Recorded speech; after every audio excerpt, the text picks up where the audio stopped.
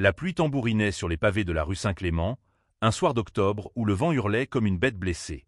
Émile, mon voisin, se tenait sous l'auvent de sa maison, les épaules voûtées, une cigarette éteinte entre ses lèvres tremblantes. Il avait l'air d'un homme qui portait le poids du monde, et pourtant, quelque chose en lui m'appelait, comme un cri silencieux que je ne pouvais ignorer. Je m'appelle Lucas, j'ai 32 ans, et je vis dans une petite maison mitoyenne à celle d'Émile, dans un village discret du sud de la France, près d'Aix-en-Provence. Ma vie, jusqu'à ce soir-là, était une suite de routines monotones. Enseigner la littérature au lycée local, corriger des copies jusqu'à minuit, et rêver à des amours que je n'osais jamais poursuivre. Émile, lui, était une figure familière mais distante. À 59 ans, il était l'incarnation de la robustesse provençale, un ancien ouvrier du bâtiment, aux mains calleuses et au regard perçant, marié depuis 30 ans à Claire, une femme douce mais effacée. Leur maison, avec ses volets bleus et son jardin impeccablement entretenu, semblait être le symbole d'une vie stable. Mais ce soir-là, tout était différent. « Lucas, tu peux m'aider ?» Sa voix, rauque et hésitante, brisa le silence. Il se tenait là, trempé par la pluie, un sac de provisions déchiré à ses pieds, des pommes roulant sur le trottoir. Je ne sais pas pourquoi j'ai couru sous l'averse pour ramasser ces fruits. Peut-être parce que ses yeux, d'habitude si durs, étaient voilés d'une fragilité que je n'avais jamais vue. Peut-être parce que, sans le savoir, j'attendais ce moment depuis longtemps. Le lendemain matin, le village était baigné d'une lumière douce, comme si la tempête de la veille n'avait été qu'un mauvais rêve. Émile m'a invité à entrer chez lui pour me remercier. Claire est partie pour un mois, chez sa sœur à Lyon, m'a-t-il dit en me servant un café brûlant. Sa maison sentait le bois ciré et le thym séché, un mélange qui évoquait des souvenirs d'enfance que je n'avais jamais vécus. Il m'a raconté, d'une voix basse, que Claire souffrait d'une maladie chronique, qu'elle avait besoin de repos et qu'il se sentait perdu sans elle. Je ne suis pas doué pour être seul, Lucas. Je ne sais pas ce qui m'a poussé à proposer mon aide. Peut-être son regard, qui semblait chercher quelque chose au-delà des mots. Peut-être ma propre solitude, qui résonnait avec la sienne. Je peux passer de temps en temps, t'aider avec les courses, le jardin, ai-je dit, presque sans réfléchir. Il m'a regardé, un sourire timide au coin des lèvres, et a hoché la tête. D'accord, petit. Mais ne te sens pas obligé. Ce n'était pas une obligation. C'était un besoin. Les jours suivants, je me suis mis à passer chez Émile presque quotidiennement. Je l'aidais à porter des sacs, à tailler ses rosiers, à réparer une fuite dans la cuisine. Chaque tâche, aussi banale soit-elle, devenait une excuse pour passer du temps ensemble. Nos conversations, d'abord anodines, se sont peu à peu teintées de confidences. Il me parlait de ses années de jeunesse, de ses rêves abandonnés de devenir peintre, de la pression d'être l'homme de la maison.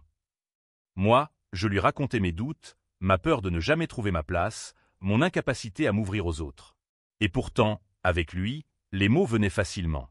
Un soir, alors que nous partagions une bouteille de vin rouge sous sa véranda, il m'a demandé « Lucas, tu as déjà aimé quelqu'un au point de te perdre toi-même » La question m'a pris de court. J'ai baissé les yeux, sentant une chaleur monter en moi. « Non » ai-je murmuré. « Pas encore. » Mais en le regardant, j'ai senti mon cœur s'emballer. Ses mains, posées sur la table, étaient si proches des miennes. Si fortes, si vivantes. Et dans ses yeux, il y avait une lueur que je n'osais pas nommer.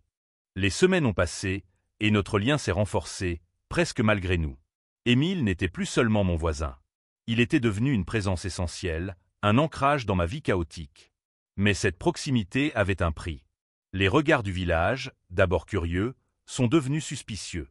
Madame Dubois, la boulangère, m'a lancé un sourire narquois en me tendant mon pain. « Tu passes beaucoup de temps chez Émile, dis donc. » J'ai haussé les épaules, mais ces mots m'ont suivi toute la journée.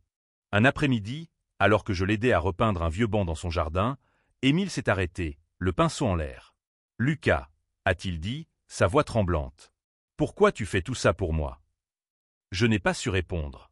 Pas parce que je n'avais pas de réponse, mais parce que la vérité était trop lourde à porter. Je l'ai regardé, et pour la première fois, j'ai vu dans ses yeux une peur mêlée de désir. Il a tendu la main, effleurant la mienne, et ce simple contact a fait basculer quelque chose en moi. Ce soir-là, sous les étoiles, nous nous sommes embrassés. C'était un baiser maladroit, chargé de toutes les peurs et les doutes que nous avions eus. Mais c'était aussi un moment de vérité, une explosion de tout ce que nous avions retenu. Émile a reculé, le visage blême. « Lucas, je ne peux pas Claire », il n'a pas fini sa phrase, mais je savais ce qu'il voulait dire. Nous étions sur un fil, prêts à tomber, et aucun de nous ne savait comment arrêter la chute. Les jours qui ont suivi ce baiser ont été un tourbillon de silence et de regards volés. Émile évitait mon regard, mais je sentais sa présence partout, dans l'odeur du café qu'il m'avait offert, dans le craquement des planches sous ses pas dans le jardin, dans le vide qu'il laissait quand il n'était pas là. J'étais déchiré entre l'envie de frapper à sa porte et celle de m'enfuir loin de ce village où chaque coin de rue semblait juger nos silences. Un matin, alors que je corrigeais des copies sur ma terrasse, Émile est apparu, un panier de légumes à la main. « Je vais au marché », a-t-il dit, comme si rien ne s'était passé. Mais ses yeux, rougis par une nuit sans sommeil, racontaient une autre histoire. « Tu viens avec moi » a-t-il ajouté, presque timidement. J'ai hoché la tête, incapable de refuser. Le marché d'Aix-en-Provence était une explosion de couleurs et de parfums. Des étals débordant de tomates mûres, de lavandes séchées, de fromages odorants. Émile marchait à mes côtés, ses épaules frôlant les miennes dans la foule. À un moment, nos mains se sont effleurées, et il n'a pas reculé. Ce simple contact m'a fait frissonner. « Lucas » a-t-il murmuré, alors que nous nous arrêtions devant un stand d'olives. « Je ne sais pas ce que je fais, mais je ne veux pas que tu t'en ailles. » Ces mots, simples et crus, ont brisé quelque chose en moi. Je voulais lui dire que je ressentais la même chose, que chaque moment passé avec lui était une lumière dans ma vie autrement terne. Mais avant que je puisse répondre, une voix aiguë a interrompu notre bulle. « Émile, ça fait un bail. » C'était Marc, un vieil ami d'Émile, un homme jovial mais curieux, qui nous a regardés avec un sourire en coin. « Et toi, Lucas, toujours à jouer les bons samaritains. » J'ai senti mon visage s'empourprer. Émile a ri, un rire forcé, et a changé de sujet. Mais le malaise était là, comme une ombre. De retour au village, la tension entre nous s'est amplifiée. Émile m'invitait encore chez lui, mais il y avait une distance nouvelle, comme s'il luttait contre lui-même. Un soir, alors que nous partagions un dîner simple, une soupe de courges et du pain croustillant, il s'est ouvert davantage. « Quand j'étais jeune, » a-t-il dit, les yeux fixés sur son verre de vin, « j'ai aimé quelqu'un que je n'aurais pas dû. Un homme. Mais c'était une autre époque, Lucas. On ne parlait pas de ces choses-là. » Je l'ai écouté, le cœur battant. Il m'a raconté son premier amour, un garçon nommé Julien, qu'il avait rencontré sur un chantier à Marseille. Leur histoire avait été brève, étouffée par la peur et les attentes d'une société rigide. « J'ai choisi Claire parce qu'elle était sûre, » a-t-il ajouté, la voix brisée. « Mais avec toi, c'est différent. Tu me fais ressentir des choses que je pensais avoir enterrées. » Je ne savais pas quoi répondre. Une partie de moi voulait le prendre dans mes bras, lui dire que nous pouvions tout affronter ensemble. Mais une autre partie, celle qui connaissait la réalité du village, de Claire, de nos vies si différentes, me retenait. « Émile, » ai-je fini par dire, « je ne veux pas te faire souffrir. » Il m'a regardé, ses yeux brillants de larmes contenues. « Tu ne comprends pas, Lucas. C'est quand tu n'es pas là que je souffre. » Cette nuit-là, nous n'avons pas parlé davantage. Nous nous sommes assis côte à côte sur son vieux canapé, écoutant le craquement du feu dans la cheminée. Sa main a trouvé la mienne, et nous sommes restés ainsi, dans un silence chargé d'espoir et de peur. Mais le lendemain, la réalité nous a rattrapés. Un appel de Claire a brisé l'illusion. Elle rentrerait plus tôt que prévu, dans une semaine. Émile a raccroché, le visage fermé. « Il faut qu'on arrête, Lucas », a-t-il dit. « Pour elle. Pour moi. » J'ai senti mon cœur se serrer. « Et pour nous ?» ai-je demandé, la voix tremblante. Il n'a pas répondu. Il s'est levé, a ramassé les assiettes du dîner, et m'a demandé de partir. En franchissant le seuil de sa porte, j'ai senti une partie de moi rester derrière, prisonnière de cette maison aux volets bleus. Les jours suivants ont été un brouillard. Je me réveillais chaque matin avec l'espoir qu'Émile frapperait à ma porte, qu'il me dirait que tout n'était qu'un malentendu. Mais sa maison restait silencieuse, ses volets clos comme une forteresse. Le village, lui, ne se taisait pas. Les murmures s'amplifiaient, « Lucas passe trop de temps avec Émile. Ce n'est pas normal, un jeune comme lui avec un homme marié. » Chaque regard, chaque chuchotement était une lame dans ma poitrine. Un après-midi, alors que je rentrais du lycée, j'ai trouvé une lettre glissée sous ma porte. Une écriture tremblante, celle d'Émile. « Retrouve-moi ce soir au Vieux Chêne, près de la rivière. 20 heures. » Mon cœur s'est emballé. Était-ce une chance? Une fin? J'ai passé l'après-midi à tourner en rond, incapable de me concentrer, les mots de sa lettre dansant dans ma tête. Le Vieux Chêne, à l'orée du village, était un géant noueux, témoin de générations de secrets. Quand je suis arrivé, Émile était déjà là, assis sur une souche, une cigarette éteinte entre les doigts. « Lucas » a-t-il dit en me voyant, sa voix basse mais ferme. « J'ai besoin de te parler. » Il s'est levé, et pour la première fois depuis des jours, il m'a regardé dans les yeux. Je ne peux pas continuer à faire semblant. Ce que je ressens pour toi, c'est plus fort que tout ce que j'ai connu. Mais Claire, elle ne mérite pas ça. J'ai senti la colère monter en moi, mêlée de désespoir. Et nous, Émile, on ne mérite rien? Il a baissé la tête, ses mains tremblant. J'ai 59 ans, Lucas. J'ai une vie, une histoire. Toi, tu es jeune, tu peux encore tout construire. Moi, je suis coincé. Ces mots m'ont brisé. Pas parce qu'ils étaient durs, mais parce qu'ils étaient vrais. Pourtant, je ne pouvais pas le laisser partir. Pas encore. Nous avons marché le long de la rivière, sous un ciel étoilé qui semblait indifférent à nos tourments. Émile m'a raconté son mariage, les compromis, les silences. Claire et lui s'aimaient, mais d'un amour usé, fait d'habitude plus que de passion. Elle m'a sauvé, à sa façon, a-t-il dit. Mais avec toi, je me sens vivant.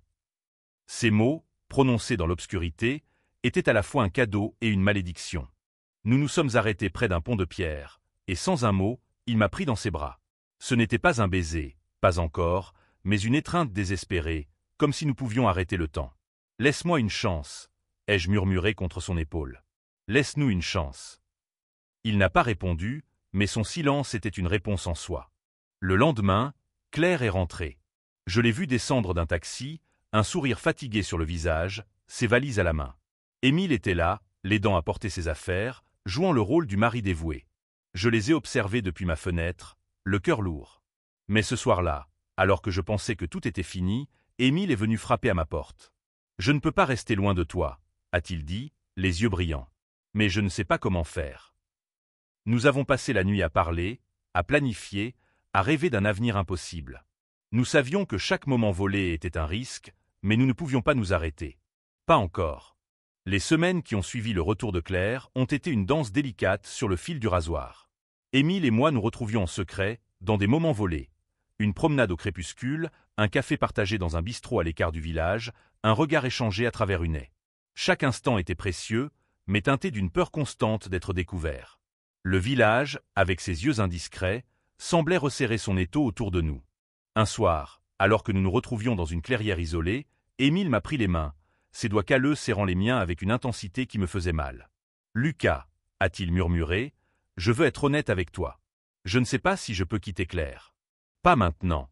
Pas après tout ce qu'elle a traversé. » Ces mots étaient un coup de poignard, mais je voyais la douleur dans ses yeux. Il était déchiré, tout comme moi. « Alors, qu'est-ce qu'on fait ?» ai-je demandé, la voix tremblante. « On continue comme ça, en cachette, jusqu'à ce qu'on se brise. » Il n'a pas répondu tout de suite. Il m'a attiré contre lui, et nous sommes restés là, enlacés, écoutant le chant des grillons dans la nuit. « Je ne veux pas te perdre », a-t-il fini par dire. « Mais je ne sais pas comment être courageux. » Le lendemain, tout a basculé. J'étais au marché, achetant des fruits, quand Madame Dubois m'a attrapé par le bras. « Lucas, tu devrais faire attention », a-t-elle dit, son ton mielleux cachant une menace. « Les gens parlent. Ils se demandent ce que tu fais avec Émile. » J'ai senti mon sang se glacer. J'ai balbutié une réponse vague, mais ces mots m'ont suivi toute la journée. Le village savait. Ou du moins, il soupçonnait. Ce soir-là, j'ai confronté Émile. « Il parle de nous », lui ai-je dit, debout dans son salon, alors que Claire était à l'étage. « Ils savent quelque chose. » Emilia blemi. « Lucas, je t'en prie, sois prudent. » Si Claire l'apprend, il n'a pas fini sa phrase, mais je voyais la peur dans ses yeux. Pas seulement pour lui, mais pour moi. Pour nous. Quelques jours plus tard, Claire m'a invité à dîner. « Tu as été si gentil avec Émile pendant mon absence », a-t-elle dit, un sourire sincère sur le visage. « Je veux te remercier. » Le dîner était un supplice. Émile évitait mon regard, et chaque mot de Claire semblait creuser un fossé entre nous. Elle parlait de leur mariage, de leurs projets, de leur vie ensemble. Et moi, je me sentais comme un intrus, un voleur dans leur foyer. Mais à la fin du dîner, alors qu'Émile débarrassait la table, Claire m'a pris à part. « Lucas », a-t-elle dit, son regard perçant, « je ne suis pas aveugle. Je vois comment il te regarde. » Mon cœur s'est arrêté. Elle savait. Ou du moins, elle devinait. « Je ne veux pas le perdre », a-t-elle ajouté, les larmes aux yeux. « Mais je veux qu'il soit heureux. » Les mots de Claire résonnaient dans ma tête comme un écho sans fin. Elle savait. Pas tout, peut-être, mais assez pour que je me sente nu, exposé. En rentrant chez moi ce soir-là, j'ai fermé la porte à double tour, comme si je pouvais enfermer la vérité dehors. Mais elle était là, dans chaque coin de ma maison, dans chaque battement de mon cœur. Émile m'a appelé le lendemain matin. « Il faut qu'on parle », a-t-il dit, sa voix rauque. Nous nous sommes retrouvés dans un café à l'écart, loin des regards du village. Il avait l'air épuisé, ses yeux cernés par l'angoisse. « Claire m'a parlé », a-t-il avoué. Elle m'a demandé si j'avais des sentiments pour toi. Mon estomac s'est noué. « Et qu'as-tu dit » ai-je demandé, redoutant la réponse. « J'ai dit la vérité », a-t-il murmuré. « Que je t'aime. » Ces mots, si simples, si puissants, m'ont coupé le souffle. Mais ils étaient suivis d'un « mais ». Mais je ne peux pas lui faire ça, Lucas. Elle a tout abandonné pour moi. Elle mérite mieux. Je voulais crier, le supplier, lui dire que nous méritions aussi notre bonheur.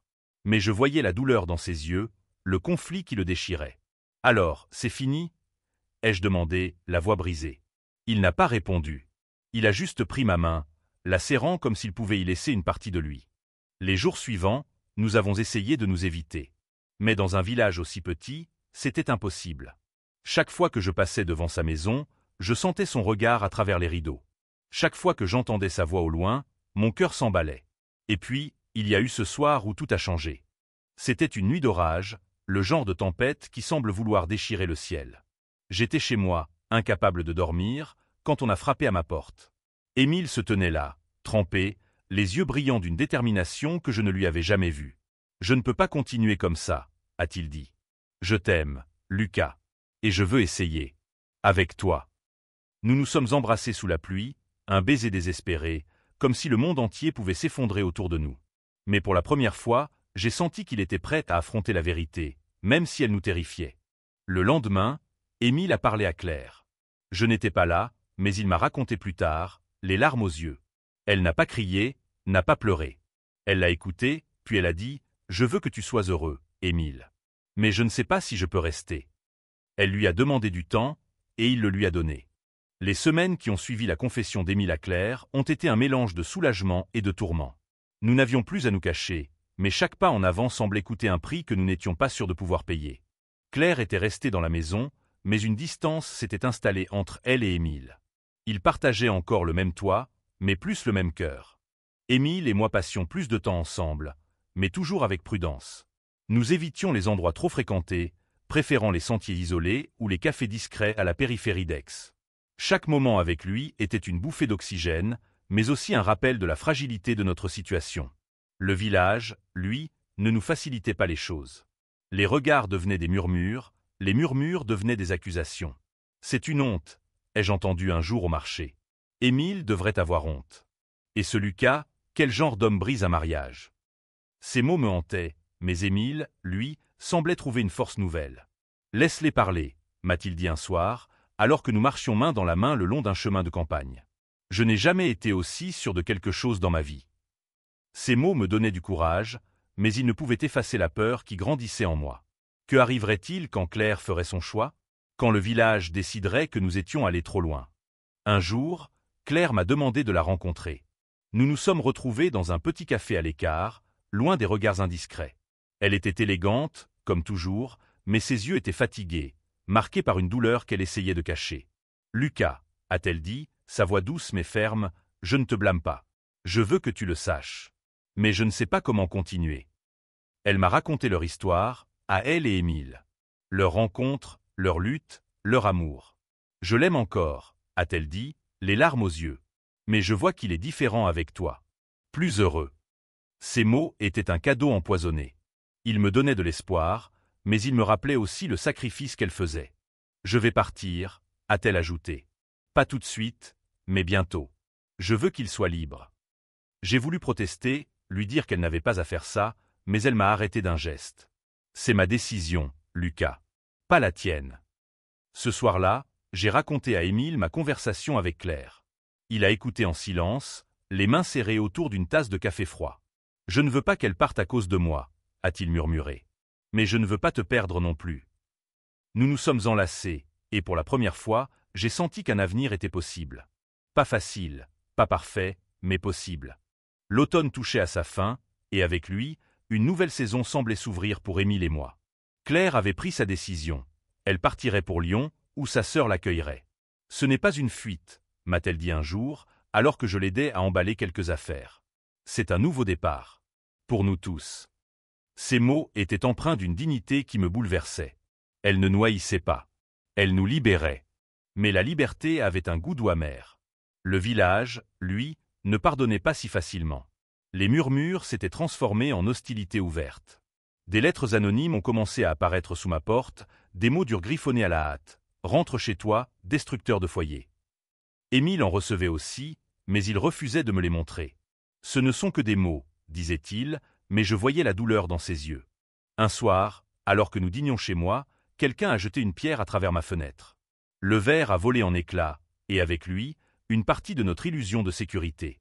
Émile s'est levé d'un bond, prêt à courir dehors, mais je l'ai retenu. « Ce n'est pas la peine, ai-je dit, la voix tremblante. Ils veulent nous faire peur. » Mais j'avais peur, moi aussi. Pas seulement pour moi, mais pour lui. Pour nous. Nous avons décidé de partir. Pas pour toujours, mais pour un temps. Émile avait un cousin à Nice qui nous a proposé un petit appartement en bord de mer, juste le temps que les choses se calment, a-t-il dit. Nous avons fait nos valises en silence, chacun perdu dans ses pensées. Le village, qui avait été notre maison, était devenu un champ de bataille. Mais en montant dans le train, main dans la main, j'ai senti une lueur d'espoir. Peut-être que loin d'ici, nous pourrions être nous-mêmes. Nice était une bouffée d'air frais. La mer, les palmiers, l'anonymat d'une ville plus grande. Nous passions nos journées à marcher le long de la promenade, à parler de l'avenir, à rêver d'une vie où nous n'aurions pas à nous cacher. Émile semblait rajeunir, ses épaules moins voûtées, son rire plus léger. Mais nous savions que ce n'était qu'une pause. La réalité nous rattraperait. Un soir, alors que nous regardions le coucher de soleil sur la plage, Émile m'a pris dans ses bras. « Lucas, » a-t-il dit, « je ne sais pas ce que l'avenir nous réserve. Mais je sais que je veux le vivre avec toi. » Ces mots, prononcés sous un ciel orangé, étaient tout ce dont j'avais besoin. Nous n'avions pas toutes les réponses, mais nous avions l'un l'autre. Les mois à Nice ont été une parenthèse enchantée, mais la vie a une manière de vous ramener là où tout a commencé. 1 an après notre départ, Émile a reçu une lettre de Claire. Elle avait trouvé un appartement à Lyon, un travail, une nouvelle vie. « Je suis heureuse », écrivait-elle. « Et j'espère que tu le es aussi. » Ces mots ont libéré Émile d'un poids qu'il portait encore, mais ils nous ont aussi forcés à affronter une question. Et maintenant, nous avons décidé de retourner au village. Pas pour défier les habitants, mais pour réclamer notre place. Nous savions que ce ne serait pas facile, que les blessures du passé étaient encore fraîches. Mais nous étions différents, plus forts, plus sûrs de ce que nous voulions. Ensemble. Le jour de notre retour, le village était étrangement calme. Les volets bleus de la maison d'Émile étaient toujours là, mais la maison était vide. Claire avait emporté ses affaires, laissant derrière elle un espace qui semblait attendre d'être rempli par une nouvelle histoire. Nous nous sommes installés, Émile et moi, dans cette maison qui avait été le témoin de tant de secrets. Les premières semaines ont été tendues. Certains villageois nous évitaient, d'autres nous lançaient des regards méfiants. Mais il y avait aussi ceux qui, peu à peu, ont commencé à nous accepter. Madame Dubois, la boulangère, a été la première à briser la glace. « Vous faites un beau couple », m'a-t-elle dit un matin, un sourire timide sur les lèvres. « Prenez soin de lui. » Ces mots, si simples, étaient une victoire. Émile a repris la peinture, un rêve qu'il avait abandonné des décennies plus tôt. Ses toiles, pleines de couleurs vibrantes et d'émotions brutes, ont commencé à attirer l'attention. Il a organisé une petite exposition dans une galerie à Aix, et j'étais là, à ses côtés, le regardant rayonner sous les regards admiratifs. Moi, j'ai continué à enseigner, mais j'ai aussi commencé à écrire, inspiré par notre histoire, par l'amour que nous avions construit contre vent et marée. Un soir, alors que nous étions assis sous la véranda, un verre de vin à la main, Émile m'a regardé avec une tendresse infinie. « Lucas, » a-t-il dit, « je n'aurais jamais cru que la vie pouvait m'offrir une seconde chance. » J'ai souri, posant ma main sur la sienne. « C'est toi, ma seconde chance. » Notre histoire n'était pas parfaite. Elle était faite de cicatrices, de doutes, de sacrifices. Mais elle était la nôtre. Et dans ce village, sous les étoiles de Provence, nous avons appris que l'amour, lorsqu'il est vrai, peut surmonter n'importe quel obstacle. Nous n'étions plus seulement des voisins. Nous étions des âmes sœurs, des partenaires, des combattants. Et ensemble, nous avions trouvé un sens à tout cela.